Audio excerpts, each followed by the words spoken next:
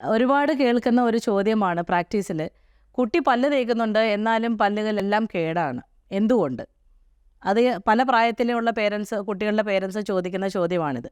നമസ്കാരം, ഞാൻ doctor Gayathri, Edappally Futurise ഹോസ്പിറ്റലിലെ കൺസൾട്ടൻറ്റ് പീഡിയാട്രിക് ഡെൻറ്റിസ്റ്റാണ്. പല്ല് തേക്കുന്നത് കൊണ്ട് മാത്രം ഡെൻറ്റൽ പ്രോബ്ലംസിൻ്റെ ഒരു സൊല്യൂഷൻ ആകുന്നില്ല.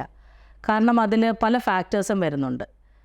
അപ്പോൾ നമ്മൾ ശ്രദ്ധിക്കേണ്ട കാര്യം എന്തെന്ന് വെച്ചാൽ, കുട്ടിയുടെ ഡയറ്റ് നമ്മൾ ശ്രദ്ധിക്കണം. അതൊരു ഹെൽത്തി ബാലൻസ്ഡ് ഡയറ്റ് ആയാൽ കുട്ടികളിൽ ഡെൻറ്റൽ കേരീസ് വരാനുള്ള ചാൻസ് വളരെ കുറവാണ്.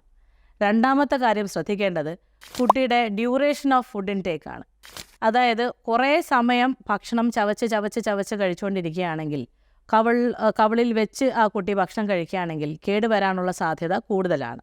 മൂന്നാമത് ശ്രദ്ധിക്കേണ്ടതെന്ന് പറഞ്ഞാൽ ഫ്രീക്വൻസി ഓഫ് ഫുഡ് ഇൻടേക്ക്. എത്ര അളവിൽ ആ കുട്ടി ഭക്ഷണം കഴിക്കുന്നു, എത്ര സമയത്തിന് ആ കുട്ടി കഴിക്കുന്നു എന്നുള്ളതാണ്.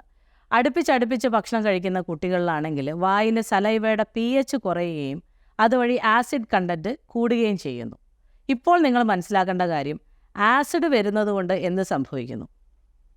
പല്ലിൽ കേരീസ് വരുന്നതിൻ്റെ കാരണമെന്ന് പറഞ്ഞാൽ, നമ്മുടെ വായിൽ വരുന്ന ഫുഡ് അല്ലെങ്കിൽ ഷുഗറി ഫുഡ് ഇൻടേക്സ്, ഇത് നമ്മുടെ പല്ലിൽ ചേർന്നിരിക്കുമ്പോൾ ഈ ഫുഡ് എന്ന് പറയുന്നത് ബാക്ടീരിയയുടെ ഭക്ഷണമാണ്.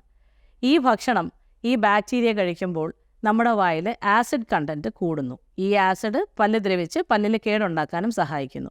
അപ്പോൾ ഈ ഫ്രീക്വൻ്റ് ആയിട്ട് ഫുഡ് കഴിക്കുന്ന കുട്ടികളിലും ഈ ആസിഡിക് pH കൂടുകയും അതുവഴി ഡെൻറ്റൽ കേരീസ് ഉണ്ടാകാനുള്ള സാധ്യതയുമുണ്ട്.